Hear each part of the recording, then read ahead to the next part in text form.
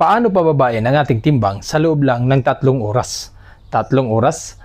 Kaya ba talaga? Oo naman, pero bago nyo ito gawin, bigyan ko kayo ng challenge. Magtimbang muna kayo para mapatunayan natin na totoo ito. Na ang natutunan nyo sa video na ito ay totoo, talagang mabawasan ang ating timbang. Pero bago po yan, may papaliwanag muna ako sa inyo. Sa panahon natin ngayon, napakarami nang nagtatabaan, tumataas ang timbang, hindi nila napapansin na pabigat sila ng pabigat. Hanggang dumating sa punto na pinagkakapitan na ng iba't ibang sakit. Ang dahilan kung bakit nagkaganito na ang ating katawan, dahil yan sa maling diet natin o mga kinakain natin. Pangalawa, kulang sa fiber o hindi na tayo kumakain ng mga pagkaing mayroong fiber, kaya nagkakaproblema ang ating kolon. Pangatlo, wala tayong exercise o too much constipation. Dahil dito sa mga nabanggit ko, nagkakaroon ng pagbuo ng toxin sa loob ng ating digestive system. Kapag nangyayari ang pagbuo ng mga toxin sa loob ng ating digestive system, humihina na po ang pagdadigest kahit kaano pa ka-nutritious ang ating kinakain. Kaya ang mangyayari, walang proper digestion, kaya pataba tayo ng pataba, hindi natin namamalayan. At tuloy-tuloy na yan kung hindi mo aagapan. Araw-araw madadagdagan na ang timbang mo. At dahil sa mga toxins na ito na hindi natin mailabas ng maayos, siya na ngayon ang magbibigay sa atin ng mga iba't ibang sakit. Kaya kung simulat sa poll, kung wala kayong colon cleansing, yan ang dahilan kung bakit may mga sakit-sakit kayo ngayon. Tandaan nyo palagi, halos lahat ng sakit, nagsisimula yan sa GIT. Ano ang GIT? Ito po ay gastrointestinal tract. Kaya kung gusto nating maiwas sa sakit, linisin natin ang ating kolon o pinakamahaba o pinakamalaking bituka sa ating katawan. Sa panahon natin ngayon, uso na yung tinatawag nilang colon cleansing, okay?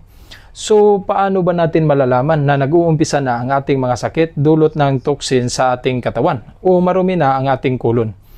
Una, bloatedness. Ito yung pagkatapos mo kumain, parang nahihirapan kang huminga. Kahit hindi naman ganun karami ang kinakain mo, parang busog na busog ka. Indigestion din yun. Pangalawa, gas spasm. O ang tawag sa iba nito, acid reflux. Kapag nakaranas kayo ng ganito, yung umaangat yung acids. Pangatlo, digestive issues. Yung pakiramdam mo, sumasakit ang tiyan mo, minsan sa may tagiliran, at bukas naman sa may likuran. Pwedeng digestive issue din yan. Yung pakiramdam nyo na may palipat-lipat na may masakit at yung dighay ka ng dighay at utot ka ng utot, digestive issues yan. Posibleng may problema pa nga ang gallbladder. Pang-apat, kapag nakikita mo ang iyong anak na may maraming tumutubong tigyawat o mga acne o sayo mismo, ang ibig sabihin nun, madumi na ang iyong kolon. Akala nung iba o akala natin normal lang yung tinitigyawat yung mga bata o tayo. Hindi po normal yun. Ibig sabihin nun, marumi ang kolon. Paano naging marumi? Dahil po yan sa mga kinakain natin ngayon. Puro na tayo fast food, hindi na natin tinuturuan yung mga bata na kumain ng gulay.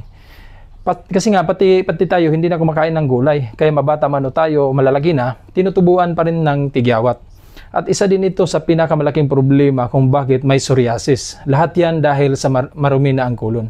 So alamin natin ngayon kung paano linisin ang ating kolon.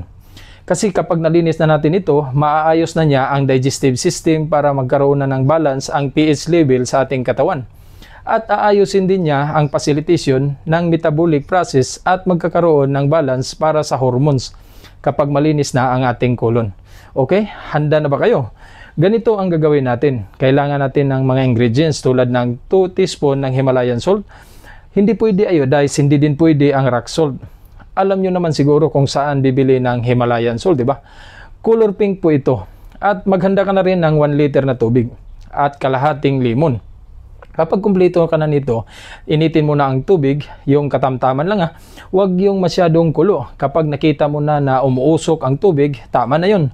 Pagkatapos, ilagay mo ang 2 teaspoon ng Himalayan salt at tigaan mo ng kalahating limon. Tanggalin na sa apoy, tapos haluing maigi hanggang matunaw ang salt. At pag nagawa mo na ang process na ito, pwede mo na itong inumin. Pero may time frame ito Dapat maubos mo yung 1 liter sa loob lamang ng 7 minuto. Kunti lang to, 3 baso lang ito. Kasi kapag lumagpas yan ng 7 minuto hanggang 10 minuto, mawawala na ang bisa niyan. Huwag nyo na po siyang inumin, okay? Ngayon, pagkatapos mong mainom lahat yon, humiga kayo na nakatihaya at imasahe nyo ang inyong tiyan para yung salt water i-absorb niyang maigi. At pagkatapos niyan, after 30 minutes, mararamdaman nyo na kumukulo na ang tiyan nyo. Pero hindi ito masakit ha. At kapag nararamdaman nyo na yon, be ready kasi itatapon mo na ang mga toxins sa kulon mo sa pamamagitan ng pagdumi. Hindi pare-parehas ito. May mga taong isang bisis lang ilalabas yung dumi at yung iba naman hanggang 3 bisis nila ilalabas. At ito na ang maganda. Kapag pagkatapos magdumi ng sobrang dami, maging magaan na ang pakiramdam mo. At dito pwede na kayo ulit magtimbang. At magugulat ka na, yung bigat mo pala ay puro toxins lang. Hindi yung timbang ng katawan mo. Kung hindi, timbang ng lason na iniipon ng katawan mo. Pwede natin gawin ito 2 to 3 weeks. At magugulat ka, bigla kang maganang kumain. Okay? So sana may natutunan ka sa topic natin ngayon. Sa huli, ako'y nagsasabing mas mahalaga ang kalusugan kaysa kayamanan. Dahil walang saysay ang kayamanan kung hindi mo na ito mapapakinabangan.